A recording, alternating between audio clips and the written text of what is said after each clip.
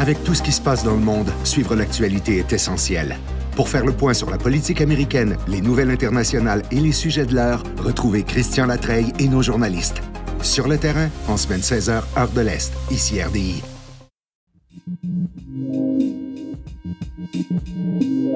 Nous sommes le mardi 9 septembre. Voici à la une.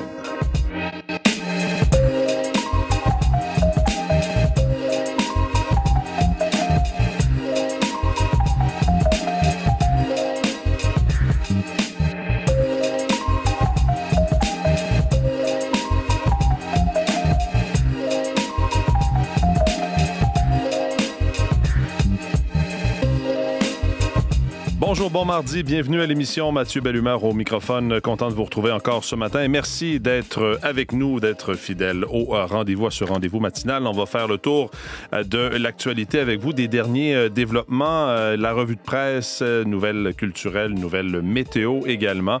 Jean-Philippe Robillard sera avec nous un peu plus tard. Il publie une histoire ce matin sur le site de Radio-Canada.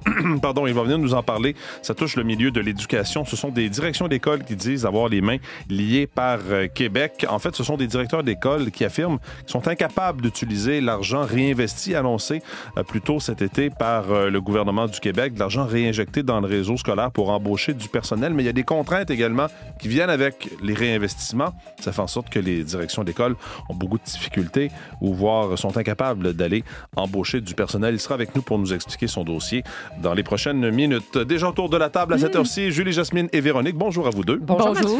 Véronique, on va se reparler un peu plus tard à la fin de l'émission. On va entre autres revenir sur cette histoire de livres bannis en Alberta. Oui, vous m'avez appelé Véronique. Mais... Je vous ai appelé Véronique. Bon, alors Julie Jasmine va faire la météo. Ah, je connais ça un peu. Elle connaît ça aussi. Ça, c'est le cerveau. Tôt le matin, là. Généralement... OK, c'est un petit peu les coulisses, là, mais Véronique était assise à ma gauche, oui, on a généralement. changé de chaise, c'est et là, vrai. je l'ai regardée, je l'ai appelée Véronique. C'est comme si mon cerveau, le matin, regarde là, il dit c'est Véronique. Mais c'est Julie Jasmine. Deux blondes ricaneuses. Il y avait du blond sur la chaise, voilà. Aïe, c'est incroyable. Alors, j'ai dit ça en la regardant dans les yeux, en plus, quand même. On va revenir donc sur cette histoire de livres en Alberta. Oui, c'est ça, des livres à caractère sexuel qui devaient être retirés des tablettes des bibliothèques scolaires. Alors, c'est un dossier qui a fait énormément jaser. Là, qu'est-ce qui sera permis? Qu'est-ce qui ne le sera pas? Je vais démêler tout ça avec vous tout à l'heure. Oui, parce que le gouvernement albertain a dû revoir sa politique. On y revient un peu plus tard à la fin de l'émission. Julie Jasmine. Véronique, à la météo, avant de faire le tour des prévisions, parlons du mois d'août. Oui. Qui a été un mois chaud, le troisième le plus chaud dans l'histoire. Exactement. Troisième plus chaud jamais mesuré à l'échelle de la planète. C'est l'organisme Copernicus. C'est un peu l'équivalent d'Environnement Canada en France, si on veut, là, qui fait le bilan des mois à l'échelle mondiale à chaque année. Alors, température moyenne des surfaces de la Terre, des océans, 1,29 degrés supérieure à celle de l'ère pré-industrielle. Donc, les deux autres mois d'août les plus chauds, c'était 2023, 2024. Donc là, 2025, le troisième plus chaud. Chine, Japon, Royaume-Uni avaient déjà dit que c'était leur été les plus chauds jamais enregistrés. On se rappelle de ces vagues de chaleur en Europe, en Espagne aussi. Et les 3 derniers mois, juin, juillet, août, c'est vraiment l'hémisphère nord là, qui a connu le plus fort réchauffement par rapport à l'ère pré-industrielle. Ça fait quand même 85 ans que l'organisme Copernicus recense toutes ces données-là et on voit clairement la tendance du réchauffement là, de plus en plus marquée. Intéressant. Et les prévisions de la météo, est-ce qu'on va avoir de la chaleur un peu aujourd'hui? Un peu plus chaud. Un petit hier? peu plus aujourd'hui, un petit peu plus demain, un peu moins jeudi, vendredi, mais vraiment... Ça reste du beau temps. Un soleil assez dominant. Bon, il y a des petits bémols ici et là, 2-3 passages nuageux. Jeudi matin, ça peut être un petit peu plus nuageux, mais ça va se redégager par la suite. Ce qu'on va remarquer peut-être comme différence, c'est vers la fin de la semaine, jeudi, vendredi, on aura un vent du nord, nord-est. Donc là, peut-être une sensation de temps un petit peu plus frais. Mais là, on est parti pour 21, 23 degrés aujourd'hui, 22, 24 degrés demain. Montréal, Estrie, Laurentides, Lanaudière, Québec et l'Outaouais sous le soleil aujourd'hui et demain. En fait, fait, c'est du beau temps jusqu'à samedi. Samedi, ça s'ennuagera, puis les précipitations devraient entrer quand même assez tard samedi. L'exception, c'est l'Abitibi, les régions les plus au nord. Là, on a un régime d'averse qui est encore présent aujourd'hui. 18 degrés, ça va se poursuivre demain autour de 17. Mais sinon, l'Est du Québec, le Saguenay, le Lac-Saint-Jean, le Bas-Saint-Laurent, la Gaspésie, la Côte-Nord, on profite du beau temps également. C'est du 17-20 degrés. Ça grimpera jusqu'à 21-23 demain, une quinzaine de degrés sur la Côte-Nord. Tout le territoire ontarien aussi bénéficie de temps généralement ensoleillé, 23-24 degrés au sud, 20-21 pour les régions plus au nord. L'extrême nord de l'Ontario, peut-être une probabilité d'averse faible cet après-midi, 40 %, c'est le risque d'un orage. Et dans l'ouest, cette tendance à la chaleur reste bien marquée cette semaine. 26-28 degrés pour Edmonton, Calgary, c'est du 24 à 27. Winnipeg, Regina, on aura du 27 à 30 demain. Ciel variable dans l'ensemble, dégagement cet après-midi à Vancouver. On dépasse la barre des 20 degrés là aussi.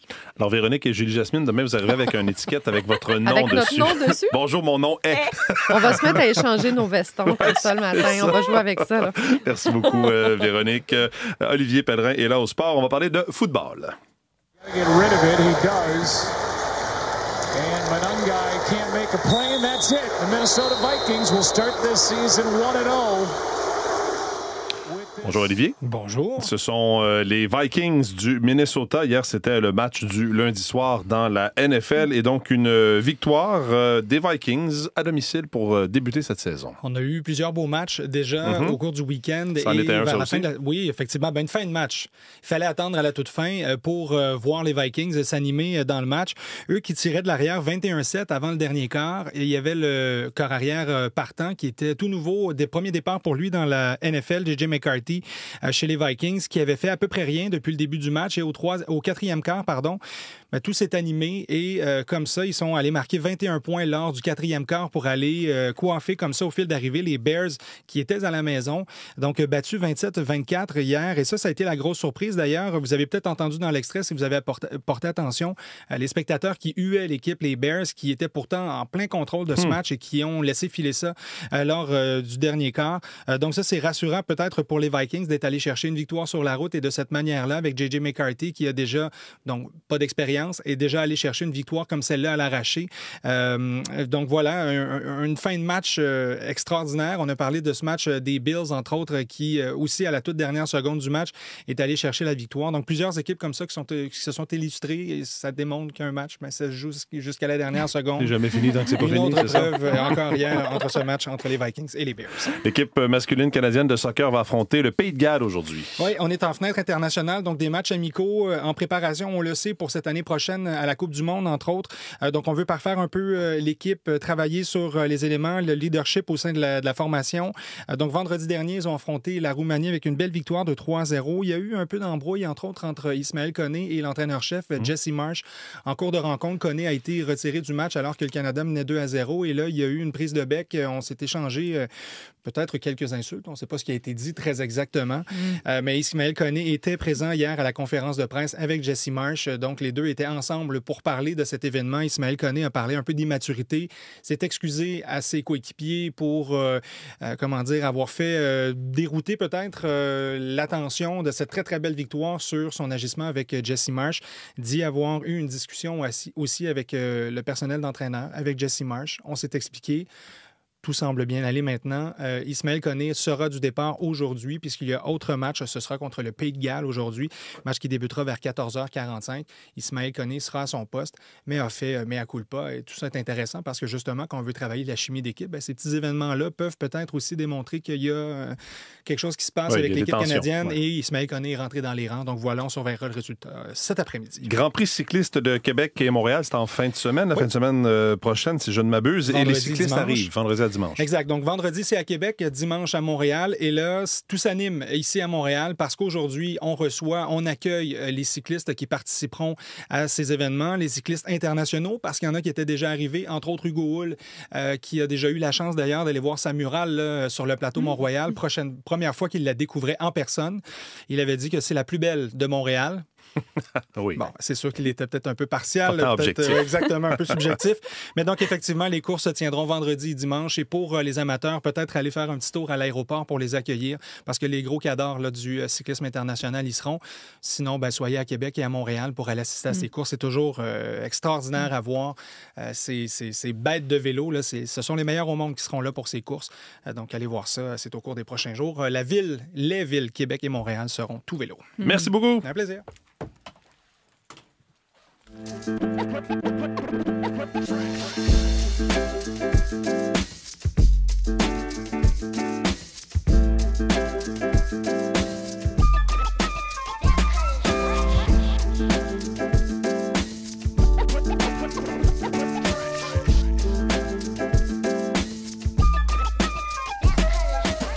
À la une des quotidiens ce matin, commençons par La Presse Plus et le site Internet de Radio-Canada, radiocanada.ca, qui disent, titre en une, les deux médias, François Bonnardel, ministre au sein du gouvernement Legault, ne sera plus au Conseil des ministres. Bonnardel écarté. Titre La Presse sous la plume de Tommy Chouinard. Le premier ministre François Legault sacrifie un fidèle et un vétéran avec son remaniement attendu mercredi. François Bonnardel est écarté du nouveau Conseil des ministres. Malgré une profonde déception, le député de Granby depuis 2007 n'a pas l'intention de claquer la porte. Il va terminer son mandat. On peut lire la même nouvelle sous la plume de ma collègue Véronique Prince, contrairement effectivement à d'autres.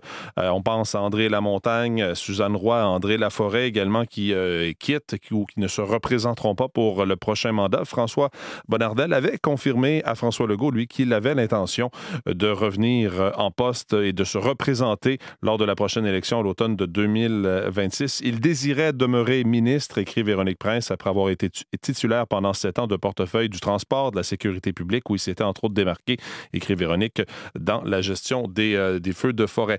Dans la presse de ce matin, il est également question de la Société des alcools du Québec, la SAQ, à la conquête de la génération Z, peut-on lire dans l'écran Affaires. Avec des ventes en baisse, la Société d'État veut attirer des jeunes âgés de 18 à 24 ans dans son réseau, ce qui n'est pas sans inquiéter les représentants de la santé publique. Vous pourrez lire ça donc dans la presse de ce matin. En une du Devoir, on revient sur le gouvernement français qui est de nouveau renversé. Les députés ont renversé hier en France le gouvernement de François Bayrou en lui refusant la confiance dans une nette majorité lors d'un vote à l'Assemblée nationale. Le dossier du caribou est en une du Devoir également. La chasse prime sur le caribou de la Gaspésie, titre Le Quotidien. C'est le journaliste Alexandre Shield qui écrit que des chemins forestiers qui étaient jugés prioritaires pour la restauration de l'habitat du caribou seront finalement ouverts pour les chasseurs. Le gouvernement qui a décidé de revoir à la baisse le nombre de chantiers forestiers qui seront fermés. Et en santé, Marie-Michelle Sioui, la correspondante parlementaire du Devoir à Québec, écrit qu'il est possible de se faire avorter en Outaouais, quoi qu'en dise le rapport Rousseau-Pelchat. Les commissaires qui dénoncent un lien entre religion et absence de services dans la région de l'Outaouais, c'est tout à fait faux, rétorque le Centre intégré de santé et de services sociaux local, à lire en une du Devoir. Dans le Journal de Montréal de ce matin, il est entre autres question de dépassement de coûts. Plusieurs articles dans le Journal de Montréal et de Québec depuis quelques jours sur des dépassements de coûts. Cette fois, c'est le dossier santé numérique. On apprend qu'il est sous la loupe de vérificateurs. Le coût du projet pourrait atteindre 3 milliards de dollars, soit le double du budget initial prévu, écrit le journal. Et devant les craintes de voir le budget doubler ainsi, Québec vient d'imposer un examen en profondeur à ce vaste projet de numérisation de la santé. Et on peut lire également dans le Journal de Montréal de ce matin les effets secondaires par milliers. Santé Canada qui a reçu près de 12 000 signalements inquiétants pour des médicaments comme l'Ozempic qui ont beaucoup gagné en popularité. Le fédéral qui a reçu plus de 2700 déclarations distinctes, entre autres de professionnels de la santé, mais de patients également à la suite d'utilisation de l'Ozempic. C'est effectivement un médicament qui a gagné beaucoup en popularité au cours des dernières années. Dans le Globe de ce matin, on revient sur cette attaque qui a fait 6 morts à Jérusalem-Est dans un terminus d'autobus. On voit en une d'ailleurs le pare-brise d'un autobus et les trous de balles qui ont été tirés par les assaillants. C'est en une du Globe and Mail de ce matin. Et entre autres choses, dans le National Post, on titre Mark Zuckerberg, pas le fondateur de Facebook, et poursuit Meta. C'est un homme qui s'appelle Mark Zuckerberg, effectivement, qui a déposé une poursuite en Indiana parce que son compte est fermé à répétition. On l'accuse de vouloir se faire passer pour Mark Zuckerberg, le fondateur de Meta. Or, lui plaide qu'il n'en est rien. Et là, il vient de déposer une poursuite contre Meta.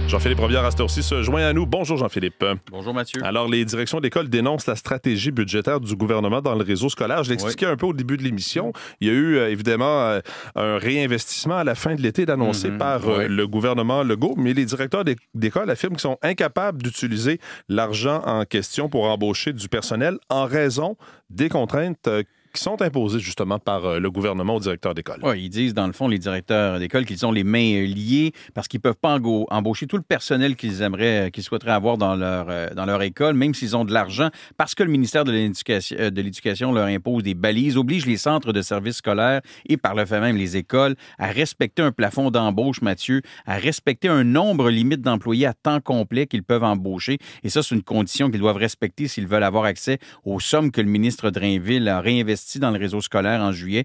Vous savez, quand il a fait marche arrière. Alors donc, il y a des directions d'école au Québec qui ont fait des coupures quand le gouvernement leur a demandé de se serrer la ceinture, quand le gouvernement leur a imposé des restrictions budgétaires et qui maintenant, donc, ils ont de l'argent dans leur budget, mais ne peuvent pas embaucher ou réembaucher du personnel dans leur école parce que le gouvernement, justement, leur impose des contraintes, des balises. Et ça, c'est une situation que dénonce Kathleen Legault, la présidente de l'Association montréalaise des directions d'établissements scolaires.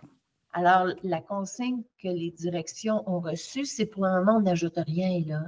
Oui, mais là, on m'a mis l'argent dans mon budget, mais là, pour le moment, on n'ajoute rien. Peut-être que le mois prochain, on aura une petite marge de manœuvre, on regarde. Puis, c'est pas un réel réinvestissement. En fait, c'est pas une réelle annulation des coupures. Donc, concrètement, là, on a peut-être voulu faire taire la grogne populaire, peut-être qu'on a voulu rassurer les citoyens, mais dans les faits, c'est très compliqué pour les centres de services scolaires. Alors, je vous dirais que les coupures en éducation, c'est pas réglé. OK, intéressant son de cloche. Oui. Vous avez parlé à plusieurs directrices, directeurs d'école qui déplorent la situation aussi. Oui, alors que quand le ministre Drainville a annoncé cet été qu'il allait réinvestir de l'argent dans le réseau scolaire, il y a beaucoup de directeurs d'école à qui j'ai parlé qui m'ont dit qu'ils croyaient que tous leurs problèmes financiers étaient pour être réglés et que les choses étaient pour revenir à la normale. Mais aujourd'hui, là, 2 semaines après la rentrée scolaire, il y en a plusieurs qui déchantent, Mathieu, qui sont déçus parce qu'ils ne peuvent pas engager plus de personnel, le personnel qu'ils ont besoin. Il y a une directrice d'école qui m'a dit, Jean-Philippe, j'ai de l'argent pour organiser des activités, des sorties à l'extérieur, pour mettre aussi en place du soutien aux élèves qui ont des difficultés, mais je ne peux pas embaucher de personnel ou encore payer de temps supplémentaire pour encadrer ou encore accompagner tous ces élèves-là. Alors, elle trouve ça ridicule. J'en ai parlé avec Francis Côté, qui est président de la Fédération québécoise des directions d'établissements d'enseignement. Si, admettons, au moment des coupes, il y a 12 éducatrices spécialisées qui ont été remerciées de leur service dans le plan d'effectifs, même si l'argent revient, je n'ai pas le droit de les engager. Ce concept d'ETC-là devient un levier pour, je ne voudrais pas présumer de la mauvaise foi et que c'était dans le sens que ça limitait les dépenses, mais ça a quand même l'air de ça. Ben, assurément, il y a des sommes qui ne seront pas dépensées au final. Et ça préoccupe les directions d'école parce que ça a un impact sur les services aux élèves et en particulier, Mathieu, pour ceux et celles, là, les élèves qui ont besoin d'aide, qui ont plus de difficultés. Là. Réponse ou explication du cabinet du ministre Drainville? Bien, on se défend en disant que tous les centres de services scolaires ont eu l'autorisation d'augmenter en moyenne de 2 % leur nombre d'employés. C'est une cible, selon le cabinet du ministre Drainville, qui leur a été donnée au mois d'avril. Merci beaucoup, Jean-Philippe. Merci, au revoir. Bonne journée.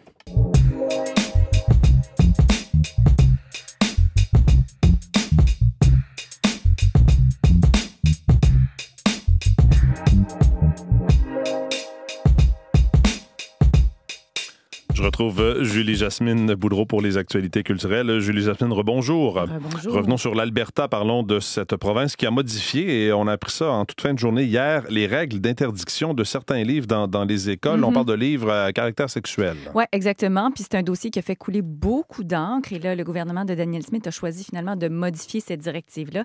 Qu'est-ce qui sera permis? Qu'est-ce qui ne le sera pas? Donc, seuls les livres qui contiennent des représentations visuelles sexuellement explicites seront retirés des bibliothèques scolaires, ce qui veut dire les images, finalement, alors que les classiques de la littérature, par exemple, les romans, les ouvrages de poésie, ceux qui vont décrire en texte des actes sexuels vont rester dans les bibliothèques scolaires. Et ça, il faut revenir en juillet dernier.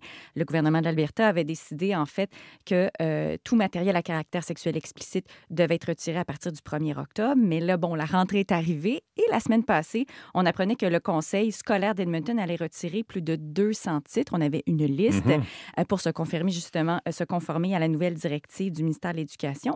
Et parmi ces titres, il y avait La Servante écarlate de l'autrice canadienne Margaret Atwood. Et ça avait fait énormément réagir, même une couverture mondiale, parce qu'elle-même, sur X, a dit « Bonjour les enfants, La Servante écarlate », en faisant référence au livre, vient d'être interdit à Edmonton, donc ne le lisez pas, vos cheveux vont prendre en feu.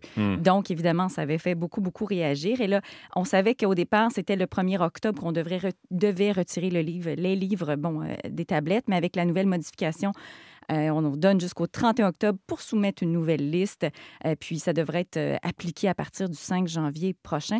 Et je vous rappelle que les livres de biologie sont exemptés, bien sûr, du règlement. On s'en doutait bien. Alors, voilà, c'est un dossier qui a fait beaucoup, beaucoup jaser. Oui. Cette sortie de Margaret Atwood n'est certainement pas étrangère à la décision, mais la liste comme telle des livres aussi avait beaucoup fait réagir lorsque ça a été rendu public ou ça a été écoulé dans les médias. Parlons maintenant du groupe Mentana qui lance un premier disque cette semaine en français. Qui sont ces gens-là? Je suis contente de vous les faire découvrir. Oui. Je savais qu'ils n'étaient peut-être pas nécessairement sur votre radar. Alors, ce sont 4 membres, dont la pétillante musicienne Viviane Audet. Elle a fait paraître il n'y a pas très longtemps Le piano et le torrent, un magnifique disque instrumental. Et son amoureux, lui, c'est Robin Joël Cool. C'est un Acadien, le gars le plus cool en ville. Il y a le nom pour. Oui, entre autres, mais aussi, il est comédien dans la série Tant de chiens. Soit on est fait de France, soit on est fait à mort. L'autre dit c'est le paradis, moi je dis que c'est un temps de chien. Un temps de chien, un temps de chien, temps de chien. Alors, ça, c'est la chanson thème de la série télé qui était quelque peu modifiée, allongée. Je dis un premier album en français parce qu'ils ont 2 albums anglo qu'il y avait dans leur baluchon et ça s'appelle Frolic. Frolic, ça, c'est le titre du disque. Ça sort vendredi. C'est une expression acadienne, tiens, qui veut dire un frolic, c'est une corvée au bout duquel on va faire une grande, grande fête et cet album-là respire les festivités. J'ai écouté ça hier. Ça prend 12 chansons, histoire mystérieuse, un peu abracadabrante. Ça a été enregistré aux îles de la Madeleine avec des musiciens du coin, entre autres. Et je vais vous faire entendre une chanson qui s'appelle John et John. Le monde peut s'éroder, l'histoire toute s'effacer. On n'est pas des épeurés, on garde fort, toi et moi. Faut continuer à chanter. John et John, c'est le nom de la chanson. Mentana, c'est le nom du groupe qui lance donc cette semaine ce premier album en français. Et vous nous aviez parlé de ce documentaire Céline Dion raconte 2, présenté sur M6 en France. Là, on va pouvoir le voir au pays? Ce soir. Ah oui?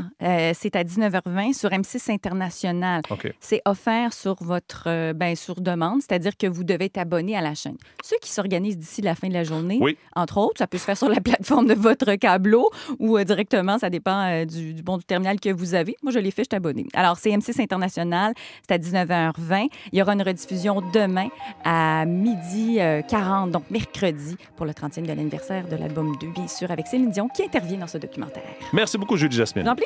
Voilà pour cette édition d'À la Une. Plus de détails sur les nouvelles du jour dans nos radiojournaux que j'aurai le plaisir de vous présenter un peu plus tard ce matin. Vos équipes du matin, justement, prennent le relais dans les prochaines secondes. Bonne journée.